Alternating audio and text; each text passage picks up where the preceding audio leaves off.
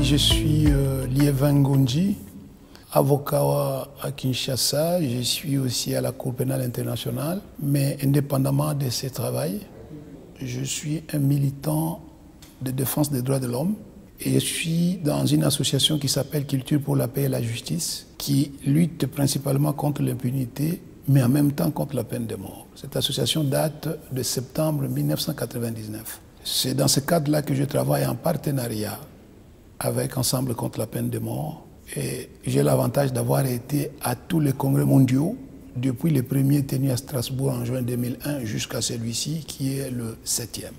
Et dans ce cadre-là, je travaille pour que les conditions de détention, particulièrement des condamnés à mort, soient moins rudes possible. Mais en tant qu'avocat, je défends, ou j'ai eu à défendre plusieurs personnes qui risquaient la peine de mort, dont certains ont été condamnés à mort, d'autres ne l'ont pas été. Voilà.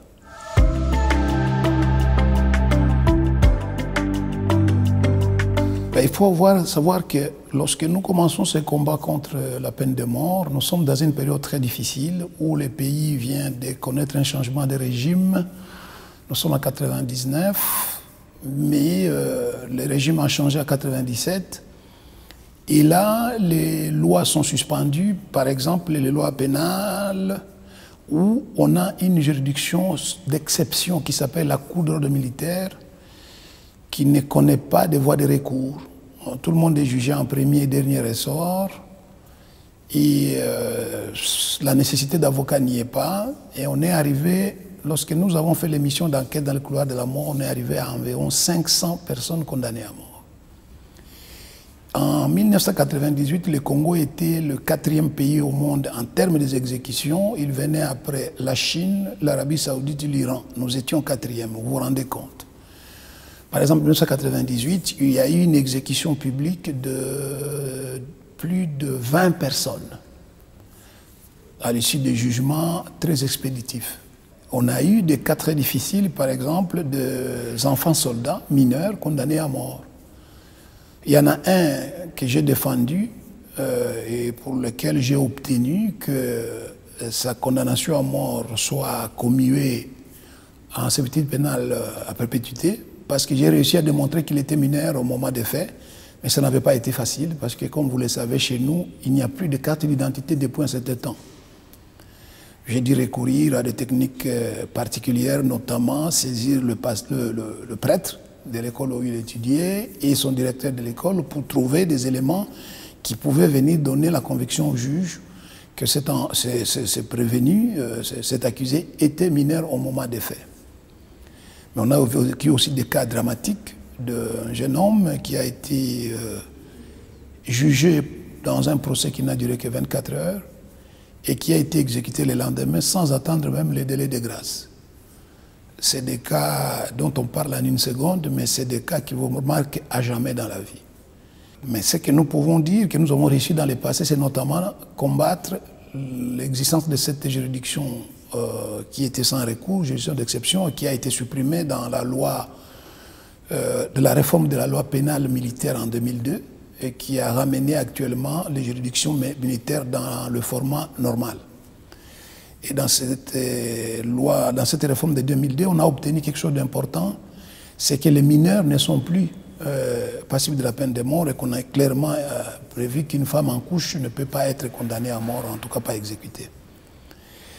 Nous continuons les combats. Notre grand challenge, c'est d'arriver à obtenir que la peine de mort soit abolie, mais elle n'y est pas. On a quelques avancées avec la Constitution de 2006 qui, pour la première fois, ne fait plus référence à la peine de mort. Et l'article 61, par exemple, commence par la formule « en aucun cas, et même si le pays est en état de guerre, on ne peut pas déroger au caractère sacré de la vie. En clair, on dit qu'on ne peut pas légiférer sur la peine de mort.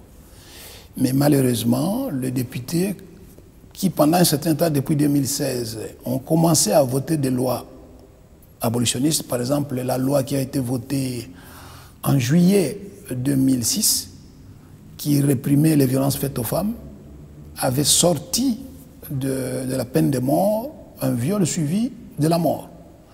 Ce qui était une grande avancée, mais malheureusement, les lois qui ont été votées et puis promulguées le 31 décembre 2015 ici, portant mise en œuvre du statut de Rome, ont réintroduit la peine de mort pour ces crimes graves alors que ça n'existait pas avant. Ça, c'est nos échecs. L'autre échec, c'est que lorsque la loi, une proposition de loi avait été soumise au Parlement par un député pour que clairement on dise, conformément à la Constitution, la peine de mort est abolie. Mais il y a eu tellement de passions qu'on a dit que cette loi était irrécevable et donc on ne l'a même pas examinée. Et une autre déception, c'est que depuis que, à la demande de l'Allemagne, il y a une résolution soumise au vote aux Nations Unies appelant le monde entier à un moratoire sur les exécutions de condamnés à mort, qui est soumise au vote depuis 2008, je crois, la RDC n'a jamais voté. Très souvent, la RDC était toujours d'ailleurs absente. Mais cette année, 2018, alors qu'au niveau des techniciens de la 3e commission des Nations Unies chargée des droits, on avait déjà, le Congo avait voté en faveur de cette résolution. Arrivé au vote public en décembre, le Congo s'est abstenu. Ça, ce sont des échecs que nous avons. Est-ce que c'est des échecs ou des déceptions? On va dire des exceptions, mais nous, on pense qu'il y a moyen de les utiliser comme des opportunités pour nous réorganiser et aller de l'avant.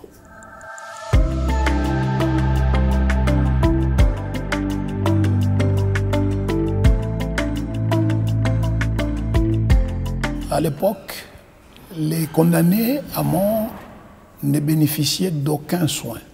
J'avais un client, pro bono, comme on dit chez vous, chez nous on dit prodeo, qui était très malade, qui souffrait de la tuberculose. Mais comme il était condamné à mort, il n'avait droit à aucun soin. Et alors qu'est-ce que j'ai fait? Je n'ai pas utilisé ma qualité d'avocat, mais plutôt en tant qu'association, j'ai fait un point de presse pour expliquer qu'il y avait des condamnés à mort, mais qui étaient condamnés 2 fois à mort, parce qu'en attendant l'exécution de la sentence, on les laissait mourir de leur petite mort, de maladies et de manque de soins. Et ça a fait tache d'huile, on a envoyé une équipe de contrôle et ce jeune homme a été amené à l'hôpital pour être soigné et après il a même été gracié, sa peine étant commuée à une peine de sécurité pénale à temps. Lorsque nous avons fait l'émission d'enquête, nous avons vu dans quelles conditions vivaient les condamnés à mort. Des conditions extrêmement difficiles, beaucoup plus rigides que les autres condamnés. Et nous avons dénoncé cela, mais cette fois-ci de manière persuasive avec le responsable pénitentiaire.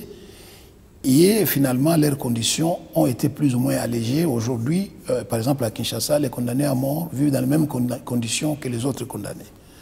Mais il y a d'autres prisons comme à Boulouo. Boulouo, c'est dans le sud-est, où les conditions sont très très difficiles. Mais le problème, c'est que on le dénonce, mais on est aussi soutenu, on est accompagné d'autres associations. On n'est pas les seuls. Hein. Il y a la Croix-Rouge, il y a des bonnes sœurs qui font le travail. Mais nous, notre travail, c'est toujours dénoncer afin qu'on comprenne que les personnes qui sont dans les prisons sont des êtres humains comme nous, ils sont là-bas. C'est vrai pour beaucoup parce qu'ils ont commis des choses qui ne sont pas acceptables, mais nous aussi, nous le commettons dans une moindre mesure, donc ils méritent d'être sanctionnés, mais pas d'être sacrifiés.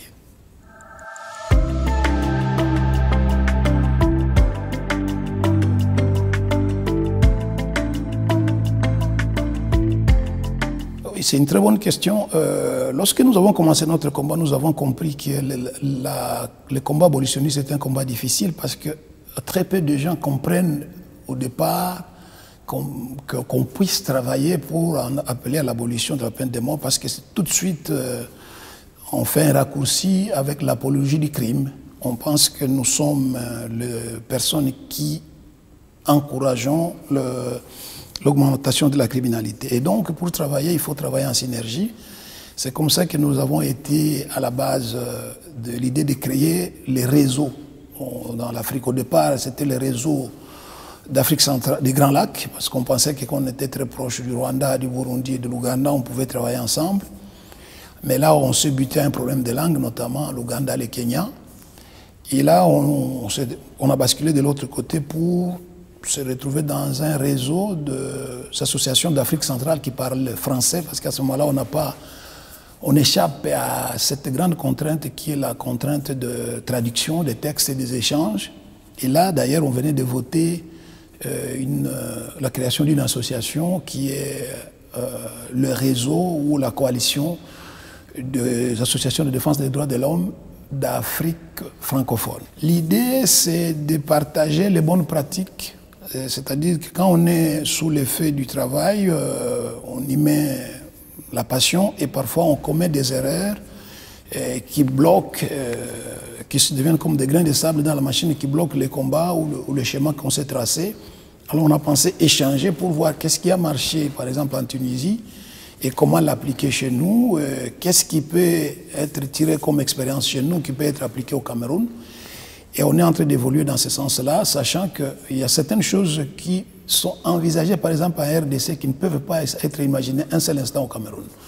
Le contexte étant différent, c'est un pays à double langue officielle, avec des contextes de relents sécessionnistes, et même le système politique en place est différent. Mais aujourd'hui, la chose la plus positive, c'est que l'Afrique, et je peux l'affirmer avec fierté, est le prochain continent qui sera abolitionniste comme l'Europe. Pourquoi? Parce que quand le cap vers abolir la peine de mort en 1981-1982, on a plus de 45 pays qui sont tous rétentionnistes avec des exécutions au top, comme avec le Nigeria, le Tchad et l'Égypte.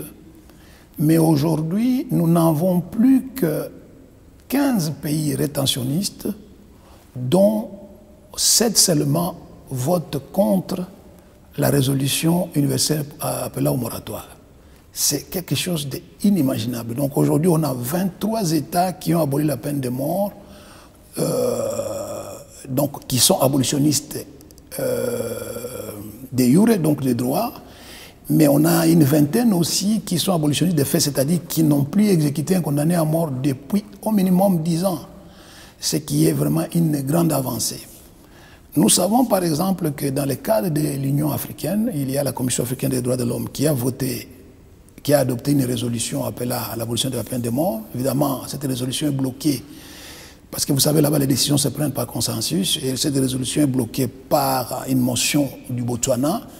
Mais c'est déjà une grande avancée parce qu'on a un texte officiel communautaire qui, si jamais aujourd'hui le Botswana change ou si on a un président abolitionniste de la Commission de l'Union africaine qui demande qu'on soumette cette décision au vote, passera et ça sera vraiment un élément important parce que nous, on n'a pas une Cour africaine des droits de l'homme qui travaille effectivement comme la Cour européenne des droits de l'homme, mais qui a déjà été adoptée, bien sûr, à Arusha.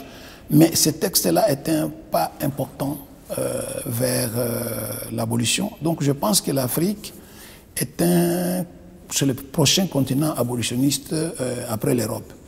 S'agissant de ma région, je peux vous dire que c'est très positif. Pourquoi? Parce que autour de la République démocratique du Congo, je pense qu'il ne reste plus beaucoup de pays francophones qui n'ont pas aboli la peine de mort. Le Congo-Brazzaville l'a aboli, la Centrafrique est sur le chemin de l'abolition, le Rwanda l'a aboli, l'Ouganda le Burundi l'a aboli. Et la Tanzanie et la Zambie sont en moratoire de fait, l'Angola l'avait déjà aboli. Donc, je pense que chez nous, le contexte lui-même amènera notre pays à l'abolition de la peine de mort dans la mesure où il y a eu plusieurs avancées significatives qui font qu'on ne pourra plus reculer. Je vous donne par exemple le fait que nous sommes parmi les premiers pays qui avons ratifié les statuts de l'homme de la Cour pénale internationale, et plusieurs affaires à la Cour pénale viennent du Congo pour les crimes graves. Mais ces personnes poursuivies à la Cour pénale n'ont jamais été condamnées à la peine de mort. Et c'est le débat que j'ai et nous avons avec les juges pour leur dire, mais écoutez, chers amis, comment expliquer que les personnes qui sont poursuivies pour les crimes les plus graves, qui ont énervé la conscience de l'humanité, sont punies d'une peine plus légère, on va le dire, en tout cas moins grave que la peine de mort, et vous faites la même chose. Sachant que souvent à la Cour pénale, c'est les commanditaires, et ceux qui restent au pays, puisqu'ils sont nombreux, c'est les exécutants. Alors, on est là souvent en face d'une justice injuste, ne fût-ce que sur l'égalité devant les juges. Parce que c'est lui qui a donné les ordres, donc qui a profité le plus, parce qu'il avait l'autorité sur les commanditaires, les exécutants, est soumis à une sanction plus légère. Et le débat y est, et il y a eu quelques juges, militaires d'ailleurs, qui nous ont suivis en disant, ah oui, en vertu du statut de Rome, d'autant plus que les traités dûment ratifiés ont une valeur supérieure à nos textes, à nos lois, y compris à la Constitution. Donc on devait s'adapter à cela et appliquer la peine la moins lourde. Et donc moi j'ai espoir que même au Congo, on arrivera à abolir la peine de mort.